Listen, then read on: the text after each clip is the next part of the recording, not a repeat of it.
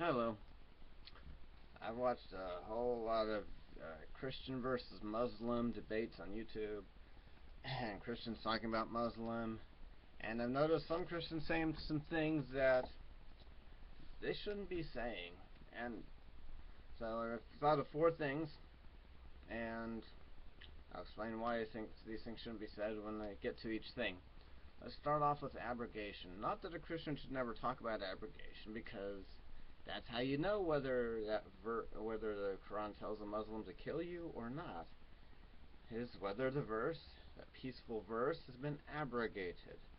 But some Christians seem to be denouncing the whole concept of abrogation,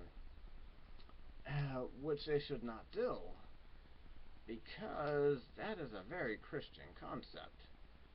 If you're a Christian and you believe the New Testament and believe that Paul was a true apostle of God, you don't have to follow the dietary requirements of the law of Moses anymore. Yes. Oh, and I'm very appreciative of that fact. I love my seafood, my shellfish, and some good pork chops. and the ritual requirements of the law of Moses. Another thing that some Christians talk about, so the reason people shouldn't talk about it, they shouldn't at least denounce the concept of abrogation. You do need to talk about it, but don't denounce the whole concept of abrogation. Denouncing of Mary worship. Some Christians have said, well, the Quran denounces Mary worship. I don't worship Mary. It doesn't know what it's talking about. Okay, just because you don't worship Mary, or you aren't a polytheist who calls your many gods saints instead of gods, but still prays to them and believes they have great power to impart to you and use for you. And just because you're not a polytheist Christian who has a plethora of gods and that you pray to which god depending on what your circumstance or situation is, does not mean others did not. So if there was a handful of Christians in 600 and something BC praying to Mary, then the Quran is not out of its mind. It's not wrong for denouncing that, and you shouldn't say, well, I don't do that, so the Quran doesn't even understand Christianity. Just because you don't doesn't mean other Christians haven't.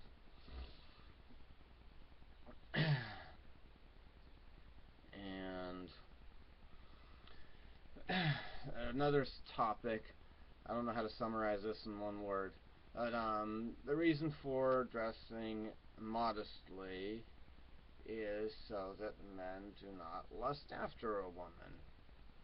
And that concept I think is generally multicultural. Any dad who cares about his daughter doesn't want other people thinking about her like a piece of meat and will not encourage her to wear lingerie, shorts that stop at the butt, and etc. And many Muslims take this modesty to a point that I think is more than you need to be modest. More than what I believe is the Lord's minimum modesty. When you can't even see an inch of skin. The whole face is covered too. But there was a Christian that said on YouTube, Jesus doesn't put the responsibility on the woman, he puts it on the man, because Jesus says, and then he quotes from the Bible where Jesus says, if I say unto you, see, if it hath been said by them of old, thou shalt not commit adultery. But I say unto you, he who looketh on a woman to lust after her, hath committed adultery already in his heart. And they say, see, he says on the man to not lust after her. Jesus did not say he who looketh on a woman to lust after her commit adultery in his heart, so she can wear anything. Women should still dress modestly. I'm not saying hijab. I believe you can be extremely modest I don't believe you're violating modesty. If I can see your calves, if I can see your forearms, if I can see your hair, if I can see your neck, that's not being immodest. But people shouldn't say that Jesus, the woman, can wear anything, and no, a woman who's got, shorts that stop at the butt, her boobs hanging out, she's gonna have to answer to God for that one day, because she was aiding and abetting in the crime of lusting after her. Right? The guy that lusts after her is gonna have to answer for it too. He's not innocent. There are two parties to that crime. Both are gonna have to answer to God for that. And last but not least, the sex in heaven. The one time I'm really vividly remember the details about how this came up, it was a debate, and I think the audience brought it up, not the Christian debater. But when Christians talk about the Islamic idea of heaven, paradise is the way it's translated in the Quran that I've read all the way through.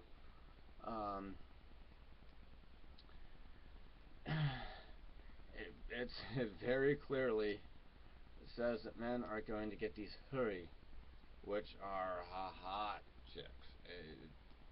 It tries to describe them, I guess, as the most beautiful a woman could be. Although I'm not sure, I don't, I'm not turned on completely by the description of the huri, but they're obviously there for the men to have a lot of sex. The Quran does not say how many huri are these. The best translation I could come up with is sex toy. The Quran does not say how many of these human-shaped, but not human, because they haven't been born on this earth, haven't been through a mortal life. The Quran does not say how many of these huri or sex toys the men get.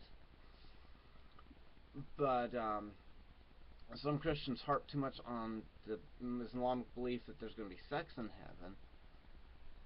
But the New Testament has a verse that says the bed is undefiled.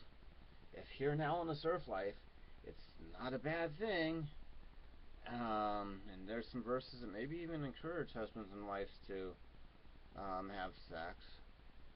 It's not a bad thing, and maybe the Bible even, we could point to some verse and say it's a good thing for husbands and wives to have sex on earth now. Why would it be a bad thing if the husbands and wives have sex in heaven? So that shouldn't be, sex in heaven should not be denounced by Christians, because the New Testament says it's good for husbands and wives to do it now. The bed is undefiled. But there's nothing wrong with the Christian pointing out that the sex and the Quran keeps talking about these huris. There's more than one place it talks about them. But it doesn't describe any huris that are are masculine. So either the Muslim woman has to be she's got to compete with her husband to get heterosexual sex, or she gets to have homosexual sex with the huri, or she's completely out of luck in heaven the way Quran describes it, and gets nothing while her husband's having sex with. The Quran does not say how many huri. There are different hadiths, and I haven't read through any complete hadith books yet. There are hadith that describe the number,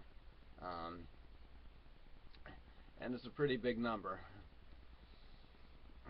Those are the things that Christians should not be denouncing or talking about when they are talking about Islam. Thank you. Bye.